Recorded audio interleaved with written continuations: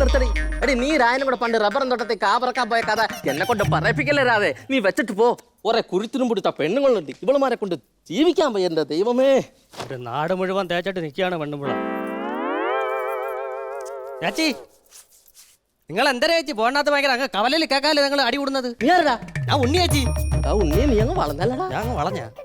നീ എന്തിനു വന്നാ? ഞാൻ കല്യാണം പറഞ്ഞു വന്ന ചേച്ചി. രണ്ടാമതൊരു കല്യാണത്തിന് എനിക്കും താല്പര്യമുണ്ട്. പിന്നെ അന്നും ജീവിച്ചിരിക്കുമ്പോ അങ്ങനെ സംഭവിക്കൂല. ഇരുട്ടുവാക്കിയിട്ട് നമുക്ക് ഒളിച്ചോടാം. നീ മറുതെ കെട്ടി പുറക്കാനല്ല ഞാൻ വന്നത്. പിന്നെ ഞാൻ എന്റെ കല്യാണം വിളിക്കാൻ വന്നത്. നിന്റെ കല്യാണം? നീ പട്ടാളത്തിലായിരുന്നില്ലേ? ഇല്ല ചേച്ചി, ഞാൻ അമേരിക്കയിലായിരുന്നു. നിന്റെ അമ്മ കുടുംബശ്രീ വന്നിട്ട് പറഞ്ഞല്ലേ എന്റെ മോൻ ക്യാമ്പിലാണെന്ന്. അയ്യോ, ഞാനേ അമേരിക്കയിൽ നേരെ നമ്മുടെ കുട്ടനാടല്ലേ നാട് ഗുരുദാസ ക്യാമ്പിലാണ് വന്നിറങ്ങിയത്. ആ ക്യാമ്പ്.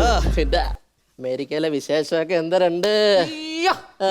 വിശേഷമാണ് ചേച്ചി അമേരിക്കയില് തന്നെ. അവിടുത്തെ പട്ടികൾക്ക് വേണ്ട എല്ലാം VIP മോഡലാണ് അവിടുത്തെ ട്രീറ്റ്മെന്റ് എല്ലാം കൊടുക്കുന്നത്. പിന്നെ പട്ടിക്ക് താമസിക്കാൻ ഒരു ഫ്ലാറ്റുമാണ് കൊടുക്കുന്നത്. ഓ ദൈവമേ, അവിടുത്തെ ഒരു പട്ടിയായിട്ട് ഞാൻ ജനിച്ചാൽ മതിയായിരുന്നു. നിങ്ങളെ ജനനമൊക്കെ കറക്റ്റ് തന്നെ. പക്ഷെ സ്ഥലം മാറിപ്പോയെന്ന്. നീ കൂടുതൽ നാക്കല്ലേ. നിനക്ക് നാട്ടിൽ എന്തോന്നാടാ ജോലി? ചേച്ചിക്ക് അറിഞ്ഞൂടെ ചേച്ചി ഞാൻ ഈ കലയായിട്ടുള്ള ബന്ധം? എനിക്കറിഞ്ഞൂടെ.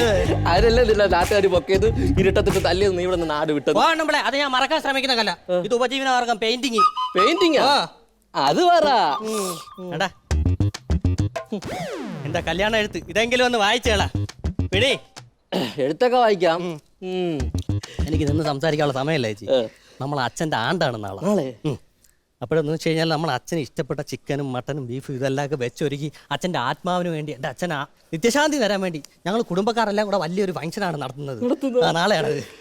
നിന്നെ പോലൊരു മോനെ കിട്ടണമെങ്കിൽ പുണ്യം ചെയ്യണോടാ. ഒരു മിനിറ്റ് ചേച്ചി, ഞാൻ അന്ന് ലൈവ് ഇട്ടോട്ടെ. അമേരിക്കയിലുള്ള എല്ലാവരും ഇവനെ പോലൊരു മോനെ കിട്ടണമെങ്കിൽ പുണ്യം ചെയ്യണം. കുറെ തന്നെ എന്നാളെ നോക്കാത്ത മക്കളുണ്ട്, അവരിത് കാണണം.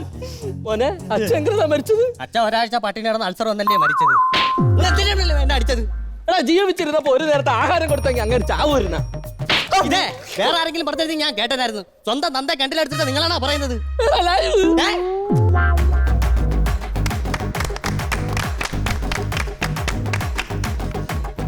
കുഴപ്പമില്ലായിരുന്നു. ഒരു ഫ്ലോ ഉണ്ടായിരുന്നു, പക്ഷെ കൗണ്ടർ കുറവായിരുന്നു. കുറെ സ്ഥലത്ത് തെറ്റിയല്ലേ? ഒന്ന് രണ്ടും മൂന്ന് സ്ഥലത്ത് ഒരു കട്ടായി പോയി സംഭവം. നീ പറഞ്ഞ പോലെ വലിയ കുറെ അങ്ങനെ ഒരു ഭയങ്കര രസകരമായ ഒരു കൗണ്ടറൊന്നും എനിക്ക് ഫീൽ ചെയ്തില്ല. ഇത് കുറവെന്നല്ല, ഇല്ലായിരുന്നു. ഒരു വിഷയം നിങ്ങളങ്ങ് സംസാരിച്ചു പോയി, അത്രേ ഉള്ളൂ. ചിരിക്കാനുള്ളത് കുറവായിരുന്നേ, സത്യം. സാരമില്ലെങ്കിലും കൊള്ളായിരുന്നു. കുഴപ്പമില്ല. തിരിഞ്ഞു നോക്കൂ.